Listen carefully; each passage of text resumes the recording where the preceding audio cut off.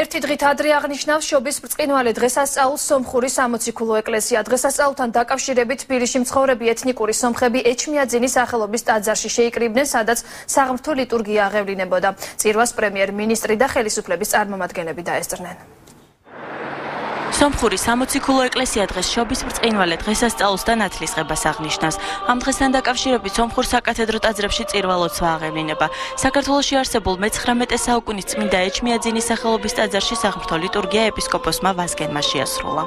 სომხური სამოციქულო მართლმადიდებელი ეკლესია შობას აღნიშნავს 6 იანვარს.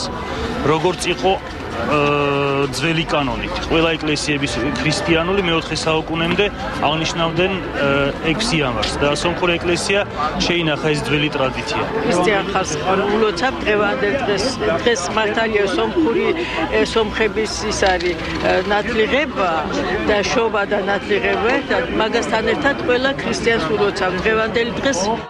საშობაო ლიტურგიას საქართველოს პრემიერ-მინისტრიც დაესწრო და სომხურ სამოციქულო ეკლესიას მის წინამძღოლსა და მრევლს დღესასწაული პირადად მიულოცა. მიხარია რომ დღეს თქვენთან ერთად ვზეუმობ და თქვენთან ერთად ვხარობ ამ დიდი დღესასწაულით. საუკუნეების მანძილზე სომეხმა და ქართველმა ხალხმა ერთად საუკუნეების მანძილზე ერთად იზიარებდნენ ტკივილსა და სიხარულს.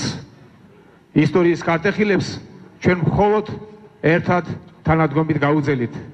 საოცარი ადგილი უჭირავს ორიერის კულტურას მთელი მსოფლიოს თანამეგობრობაში. საოცარია თუ გნებათ ისიც, რომ დამწერლობის 13 დამწერლობა არსებობს მსოფლიოში, 13-დან 2 ერთი ქართული, ერთი სომხურია. შობის დღესასწაული თბილისში მცხოვრებ ეთნიკურ სომხებს პარლამენტის ვიცე-სპიკერმა გიგი წერეთელმაც მიულოცა.